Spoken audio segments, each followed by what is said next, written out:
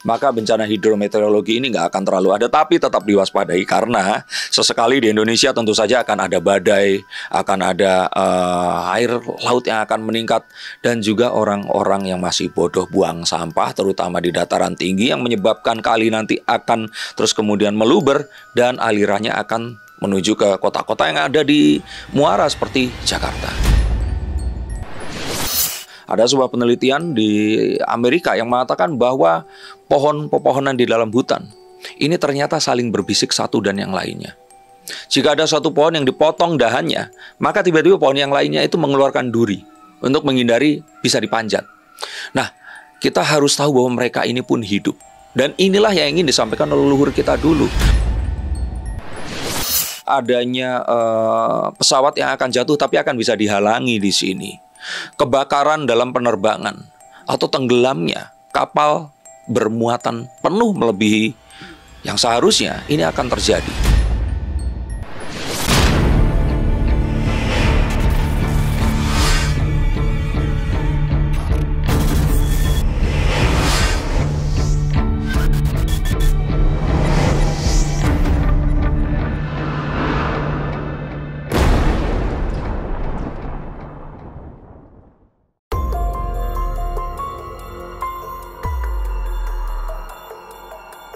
Langka sudah mulai memasuki bulan kelima tahun 2025.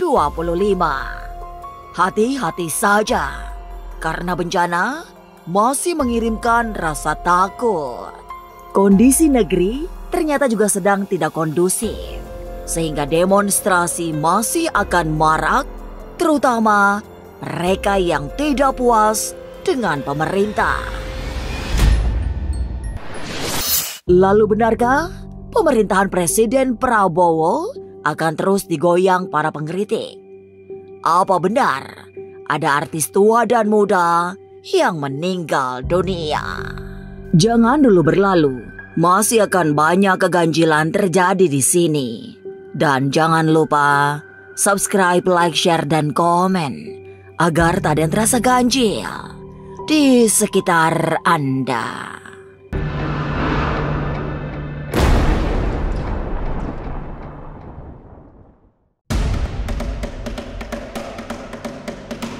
Satu hari menuju bulan 5, hati-hati mengambil langkah. Sebab jika salah langkah, akan sulit menjaga harmoni. Kondisi yang penuh tanda tanya juga terjadi pada negara, lengkap dengan para pemimpinnya. Di saat pemerintahan Presiden Prabowo baru berusia setengah tahun, tapi guncangan politik sudah mulai terjadi. Hanya saja, jika ada yang memprediksi akan terjadi demo besar dan kudeta kekuasaan, Denny Darko justru mempercayai hal sebaliknya. Jadi ingin saya katakan bahwa kita masih baik-baik saja. Upaya untuk memisahkan Prabowo dan Gibran ini memang nyata, tapi masih lebih banyak orang yang puas. Tapi ini tidak boleh disepelekan karena bisa saja tunggangan dari faktor eksternal atau luar negeri yang memiliki kepentingan untuk mengacak-acak internal di Indonesia, ini pun juga besar. Badai PHK terus terjadi yang mengakibatkan angka pengangguran membludak. Problem sosial pun bermunculan, termasuk meningkatnya pelaku kriminal. Tapi Denny Darko tidak yakin bahwa rumus menjadi kriminal harus kehilangan pekerjaan dulu. Apalagi isu sulit mencari kerja tidak berlaku bagi generasi masa kini. Saya pikir Gen Z, terutama karena pencari kerja ini kan mereka sebenarnya nggak terfikir sampai ke arah sana. Itu mungkin pada Gen X dan Y yang kalau nggak dapat pekerjaan mereka akan menjadi kriminal. Saya pikir sih mereka ini lebih melek teknologi. Dan pada dasarnya cuan atau job itu ada di setiap sudut sosial media dan internet, asalkan mereka ini mau menggunakannya. Jadi saya pikir ini adalah kepicikan kita yang mungkin usianya sekarang di atas 25-30 tahun melihat ketakutan ini tadi. Tapi saya melihat bahwa Gen Z ini adalah satu generasi yang akan memiliki kemandirian yang lebih kuat dibandingkan generasi pendahulunya. Jadi saya agak nggak yakin itu akan terjadi. Bahaya tahun ular kayu bukan terletak di kekuatan ototnya. Seperti sifat ular, akan banyak terjadi adu kekuatan.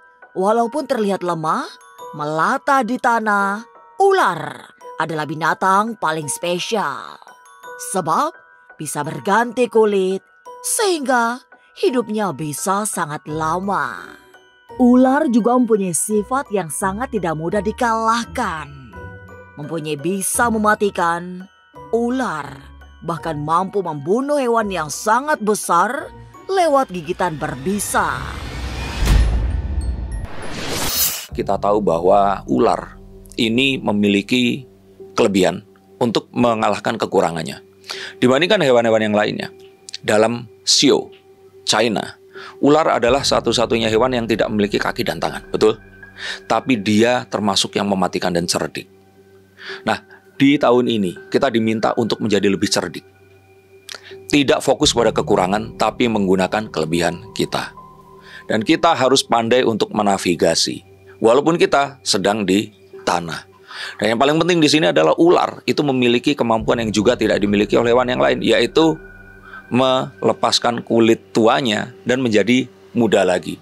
Jadi kemampuan kita untuk bertransformasi, melihat sebuah perubahan dan merubah diri kita menjadi lebih baik, ini adalah kemampuan ular yang harus kita adaptasi. Lalu apa yang harus dilakukan agar tetap bertahan di tahun ular kayu yang sulit? Kita tidak mengembangkan bisnis dulu. Kita tidak membeli barang-barang yang nggak kita butuhkan. Kalau Anda cuma ingin membeli barang, urungkan itu. Kita pegang uang, kita pastikan kehidupan ini aman, kita tidak serakah, maka bencana hidrometeorologi ini nggak akan terlalu ada, tapi tetap diwaspadai karena sesekali di Indonesia tentu saja akan ada badai, akan ada air laut yang akan meningkat, dan juga orang-orang yang masih bodoh buang sampah, terutama di dataran tinggi yang menyebabkan kali nanti akan terus kemudian meluber dan alirannya akan menuju ke kota-kota yang ada di muara seperti Jakarta. Tahun ular kayu yang berat masih diwarnai banyak fenomena alam. Bencana juga akan berganti dari berunsur air menjadi api. Lantas benarkah akan ada kecelakaan beruntun di jalan raya? Mengapa transportasi laut dan udara juga berbahaya? Mungkinkah bakal ada pesawat jatuh? Jangan kemana-mana, tetap subscribe, like, share, dan komen agar tak ada yang terasa ganjil di sekitar Anda.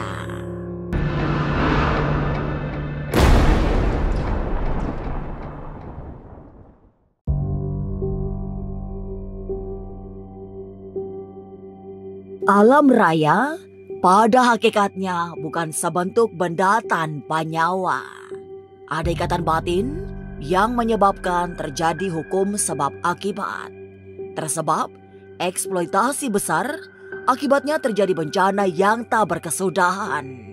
Menurut Denny Darko, semesta juga punya rasa, sehingga bisa merespon apa saja, terutama yang mengusik keseimbangan mereka.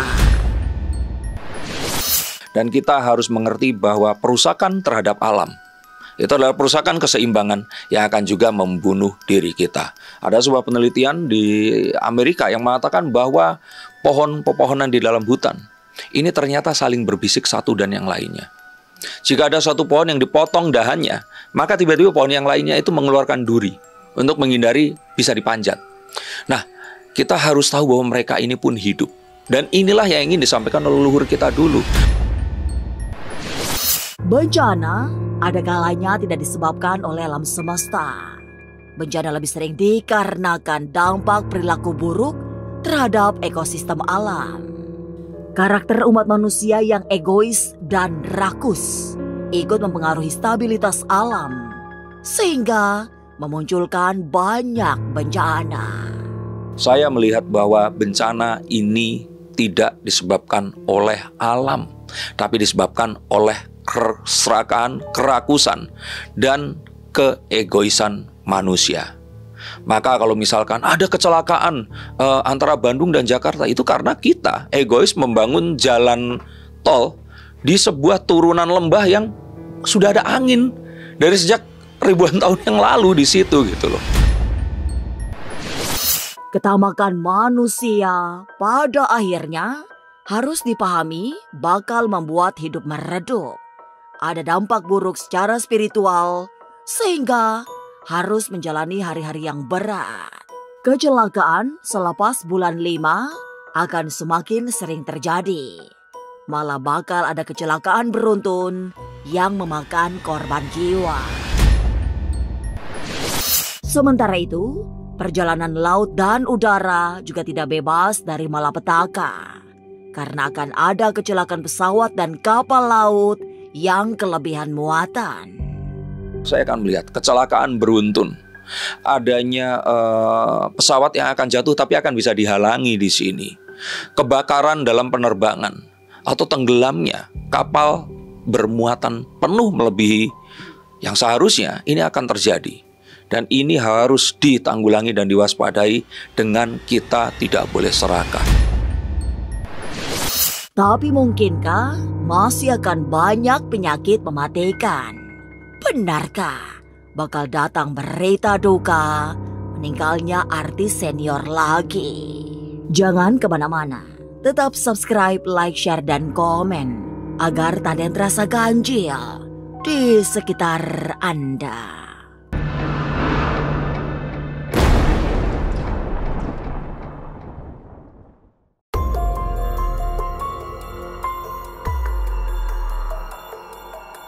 Awas, musim pancaroba selalu datang bersama banyak penyakit. Perubahan siklus bisa terjadi sangat ekstrim, sehingga menimbulkan berbagai virus mudah muncul. Memang tidak terlalu membahayakan, tapi tetap tidak boleh dianggap ringan. Apalagi meski musim sudah berganti kemarau, tapi hujan tetap kadang turun.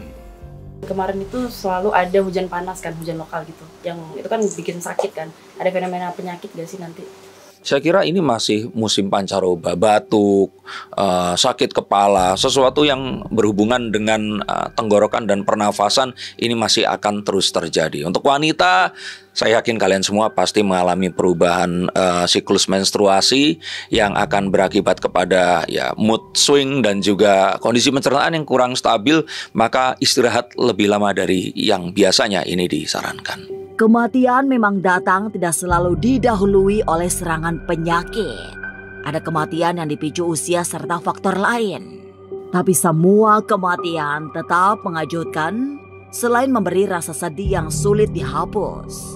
Dan itulah yang bakal terjadi saat seorang artis senior berpulang. Tidak hanya satu, selain artis senior, akan ada artis muda yang juga meninggal dunia.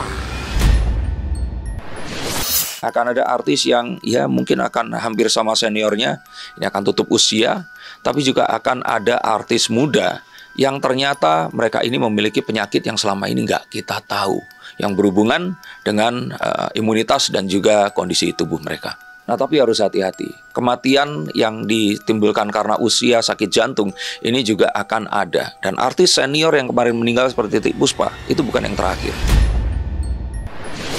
Panggung hiburan rupanya juga masih akan dihias oleh runtuhnya bangunan pernikahan sepasang selebriti. Ia punya nama, meski Denny Darko enggan memberikan inisial. Publik pun akan segera mengetahui siapa sosok yang rumah tangganya pupus di tengah jalan. Tapi begitulah, ada perceraian, ada pula pernikahan. Kali ini yang akan membuat gempar adalah menikahnya seorang artis ternama secara diam-diam. Ada satu pernikahan yang disembunyikan. Maksudnya disembunyikan di sini itu mereka menikah tapi nggak ngomong. Dan ada juga yang sudah cerai tapi nggak juga ngomong. Saya nggak mau sebut inisial, saya bukan tipikal yang seperti itu, tapi kalian akan tahu dalam waktu dekat. Menyambut bulan 5 tahun 2025, kondisi semesta masih belum benar-benar tertata. Bencana tetap datang walaupun musim sudah berganti. Sementara itu, situasi negeri juga belum bisa lepas dari bayang-bayang krisis. Tapi ya sudahlah, mari berdoa saja. Semoga Tuhan selalu menurunkan pertolongan di saat-saat sulit. Sampai jumpa pada episode selanjutnya dengan kisah-kisah ganjil setiap hari Senin, Kamis, dan Jumat pukul 5 sore. Tapi sebelumnya, jangan lupa subscribe, like, share, dan komen agar tak ada yang terasa ganjil di sekitar Anda.